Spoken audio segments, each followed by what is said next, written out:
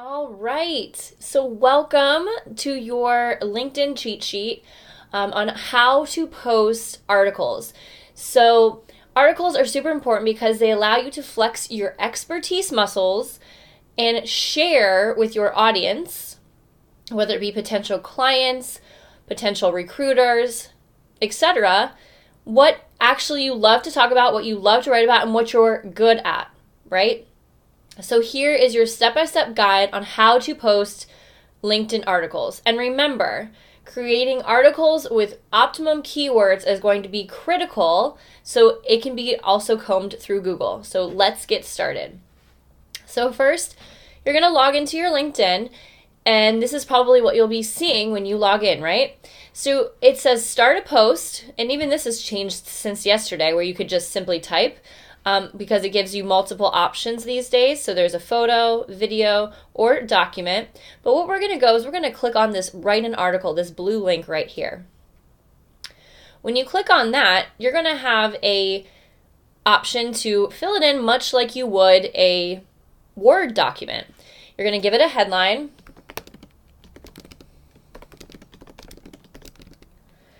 You're going to give it an image. And let's see if I can find, let's see, I'll just choose. This works. This is me, sassy picture of me, so we're just going to go with that for now. And you'll notice that it highlights it pretty large. What I've been doing is I just have been centering it on my article, which works just fine. You can kind of formulate it however you'd like, but just be consistent about it. You can always give a credit and caption, photo by. And then you can start writing. This is where you write. Not that kind of write. Write your content. And what I found the best thing to do is you can copy and paste it directly from your Word document if that's where you're using, or Google Doc or wherever. Or you can simply put it right in here. You're just going to make sure that the spacing is accurate. And as you notice, as you enter, you'll see this square with a plus sign. With that, you can vary the types of content that you include. You can add another image. I could add a video. I could add different slide decks, a link, or a snippet. This snippet is kind of more advanced. It's where you're going to grab a piece of HTML code and put it in the document. So let's just do, and you can upload it from computer just like you do anything else. Upload, find the folder, pop it in. There's also ways to do different types of text. So as you'll notice at the top here, you can bold text by just double click, highlighting it, bold it. You could add, this is an important quote. And I don't want it bold, so I'm going to uncheck the bold. But you can make it a block, what they call a block quote, which if you've seen like a newspaper or a magazine where they pull like that piece of content out and put it in the document in a way that highlights it more prevalent, you can do that. You can, let's see, link in this Forbes article, and you can write about the Forbes article. You can highlight, click the link, paste in the Forbes, whatever document, right? Hit apply, and it'll hyperlink that text. Now, I always say, and you're going to have to try this out for yourself, hyperlinking sources is always a great idea, but if you don't want someone to leave your content too soon, you can always put content at the end where it's like, sources, Forbes.com, I can't type, entrepreneur.com, etc. And what you'll also notice is when you space, it always wants to double space, which is kind of annoying. I think there's a hack for that, but I don't know it. You can bullet point items as well. You can number items right here at the top, super simple. And you'll notice it automatically saves. So anytime I make an update, let's make this change, it automatically saved, right? And if you say, you know what, I'm not quite ready to publish this, you can simply leave this document and come back and it'll be right here ready for you in drafts. Okay? There's more. You can share the draft with someone else. So if you have someone that's kind of helping you write content, you can share it with someone else. You can start a brand new one. And you can see all of your other ones that you've published right here. So before we do that, so I'm just going to show you, I'm just going to publish this and I'll go in and delete it, and I'll show you how to do that too. So maybe you publish something too quickly, you can always delete it. So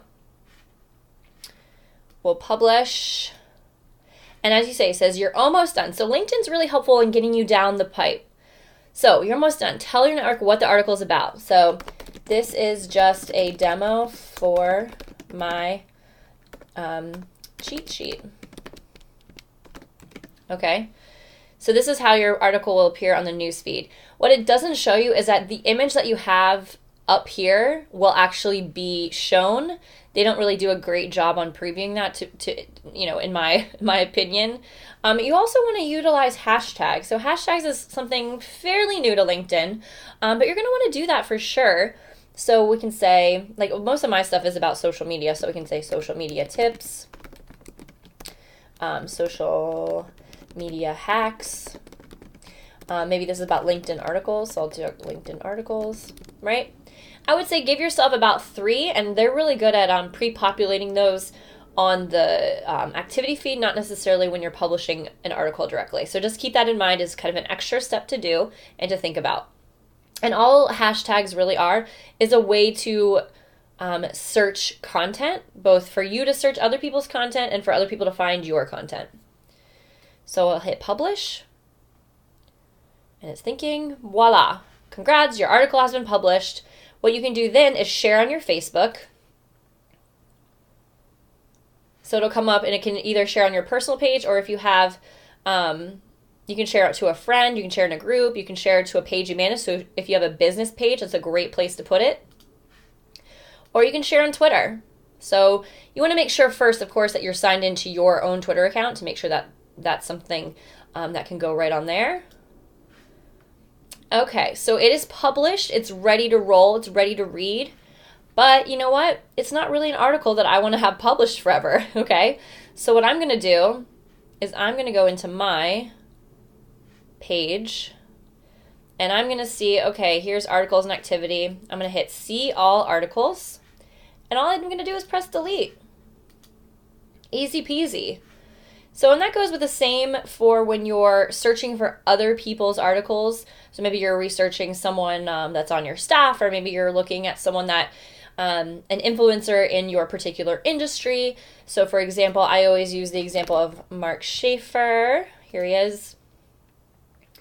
Right, so it's very relevant. Like, he is a key speaker or keynote speaker, right? He's a speaker, you can see that.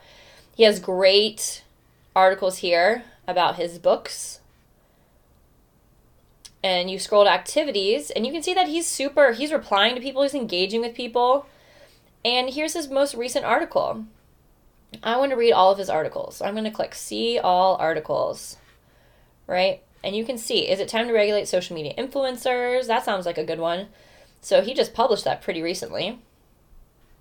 But do you notice how this doesn't really fit the, yeah? So this can just be something that you you just want to be consistent about it, and they change their measurements on this pretty regularly. So if you need exact measurements, best bet is probably to Google with the year behind it. But I typically don't have that problem, as I just kind of use that center and it centers the images for me. So something that you'll notice in his article, right, that is really important to note is he has those subheads, right, in bold. So by formatting your articles like this, it really helps people get down the page and get more eyeballs to actually read all the way through. And then I always say close your article with a call to action, or a CTA is what you might have heard it abbreviated as. And, you know, for him, it's this kind of boilerplate language. Sometimes he'll have a more specific call to action based on the particular article. But he's saying, you know, if you like this article, like, you know, it's from my top rated blog, so come check out my blog. If you want to see more about what I do, come visit my website to learn more about like my services and what I do.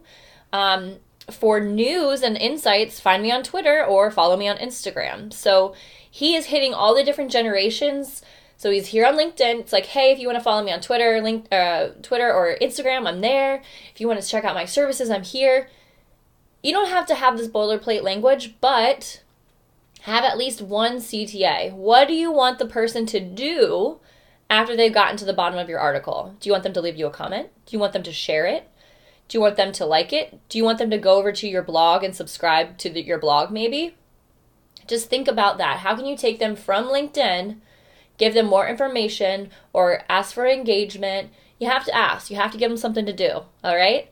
So that's it for kind of how to walk through publishing LinkedIn articles. Again, you want to be super smart when it comes to utilizing particular keywords for your industry. As it is combed by Google, like LinkedIn articles can show up in a Google search, so make sure you optimize that accordingly. And use hashtags when you are publishing your article, making it an update. All right? So until next time, my name is Carlin Williams of Oh Snap Social. I'll see you soon. Bye for now.